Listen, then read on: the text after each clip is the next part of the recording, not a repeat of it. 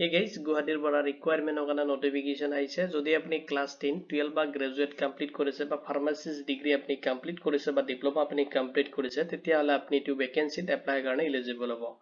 যদি আপুনি ইন্টাৰেষ্টেড হয় এইটো ভিডিঅ'ত আপুনি চেক কৰিব পাৰিব যেটো ৰিকুৱাৰমেণ্ট আহিছে ৰিকুৱাৰমেণ্ট ওভাৰভিউখিনি ভেকেন্সি ডিটেইলছ এলিজিবিলিটি ক্ৰাইটেৰিয়া লগতে আপুনি কেনেকৈ এপ্লাই কৰিব কেতিয়াৰ পৰা এপ্লাই ষ্টাৰ্ট হ'ব কেতিয়ালৈকে লাষ্ট এপ্লাই কৰিব পাৰিব ইয়াৰে কমপ্লিট ডিটেইলছ মই আপোনাক এই ভিডিঅ'ত প্ৰভাইড কৰিম যদি এইটো ৰিকুৱাৰমেণ্ট ৰিগাৰ্ডিং কোনো ধৰণৰ কোৱেশ্চন থাকে আপুনি ভিডিঅ'টোৰ কমেন্ট সেকশনত কমেন্ট কৰি দিব উইদিন 48 আৱাৰ্ছৰ ভিতৰত আপুনি জব এলাৰ্ট টিমৰ পৰা ৰেসপন্স পাব এইটো ৰিকুৱাৰমেণ্টত আপুনি এপ্লাই কৰোতে কোনো ধৰণৰ এপ্লিকেশন ফি পেমেন্ট কৰিব নালাগে আৰু সিলেকশন প্ৰসেছত আপুনি কোনো ধৰণৰ ৰিটেন এক্সামিনেশন এটেম্প কৰিব নালাগে নাহক দেৰি নকৰি আজিৰ ভিডিঅ'টো আৰম্ভ কৰো GNRC মেডিশ্বপ ৰিকুৱাৰমেণ্ট 2026 ৰ কাৰণে নোটিফিকেশ্যন আহিছে আৰু ইয়াৰে ডিটেইলছ খিনি আপুনি সিস্টেমেটিক এই ভিডিঅ'ত চেক কৰিব পাৰিব এতিয়া চাই লওক যেটো ৰিকুৱাৰমেণ্ট আহিছে ৰিকুৱাৰমেণ্ট ওভাৰভিউখিনি এমপ্লয়াৰ GNRC মেডিশ্বপ প্ৰাইভেট লিমিটেডৰ পৰা আহিছে নোটিফিকেশ্যনটো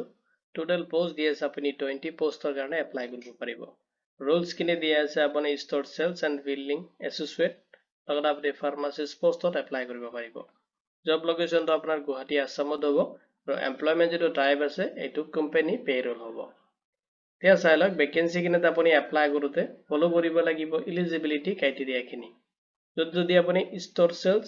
আৰু বিলিং এছ'চিয়েট পোষ্টত এপ্লাই কৰি আছে তেনে আপোনাৰ কোৱালিফিকেশ্যন বিচাৰিছে যদি আপুনি ক্লাছ 10 পাছ কৰিছে মানে HSLC বা HS মানে হাই সেকেন্ডাৰী বা এনি গ্ৰেজুৱেট ডিগ্ৰী যদি আপুনি কমপ্লিট কৰিছে তেতিয়াহ'লে এইখিনি ভেকেন্সিত আপুনি এপ্লাই কাৰণে এলিজিবল হ'ব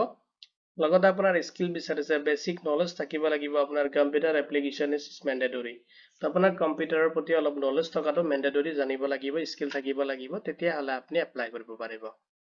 লগতে সক এক্সপেৰিয়েন্স বিচাৰিছে যদি আপোনাৰ তেনেকুৱা এক্সপেৰিয়েন্স আছে তেতিয়াহ'লে ষ্ট'ৰ ৰিলেটেড তেতিয়াহ'লে আপুনি এইটো ভেকেন্সিত প্ৰেফাৰেন্সটো বেছিকে পাব যদি আপুনি ফ্ৰেছাৰ্ছ কেণ্ডিডেট হয় তথাপি আপুনি এপ্লাই কৰিব পাৰিব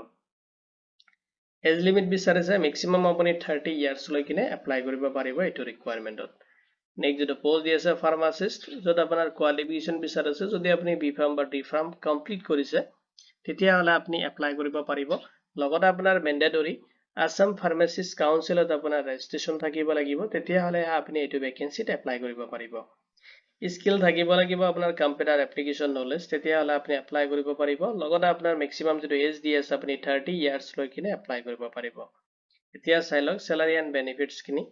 যত আপোনাৰ কম্পিটিটিভ যেটো কমিশন এজ পাৰ দা পেক আপোনাৰ যেটো এডুকেশনাল কোৱালিফিকেশ্যন আছে লগতে আপোনাৰ এক্সপেৰিয়েন্স আছে ইয়াৰ ওপৰত বেছ কৰি কিনে আপোনাৰ স্যালাৰিটো প্ৰভাইড কৰা হ'ব বেনিফিটছ আপুনি পাব সক পিএফৰ বেনিফিটছ খিনি আপুনি পাব লগতে ইনস্যুৰেন্সৰ বেনিফিটছ খিনি পাব লগতে নাইট শিফটটো আপুনি এলাউ কৰিব লাগিব নাইটতো আপুনি কেতিয়াবা নাইট শিফট ল'ব লাগিব এতিয়া চাই লওক এইটো ভেকেন্সিত আপুনি কেনেকৈ এপ্লাই কৰিব যদি আপুনি ইন্টাৰেষ্টেড হয় লাষ্ট ডেটটো দি আছে মাৰ্চ 6 2026 লৈকে লাষ্ট এপ্লাই কৰিব পাৰিব এপ্লাই যেটো প্ৰসেস হয় আপুনি ভালকে এটা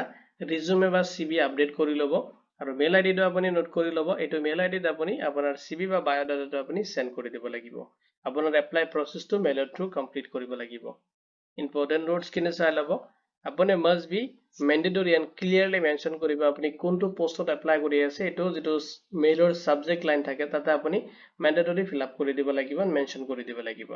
লগতে কোনো ধৰণৰ ইনকুৱাৰি থাকিলে বা এটো ৰিগাৰ্ডিং কোনো ধৰণৰ কোৱেশ্চন থাকিলে আপুনি নাম্বাৰটো নোট কৰি ল'ব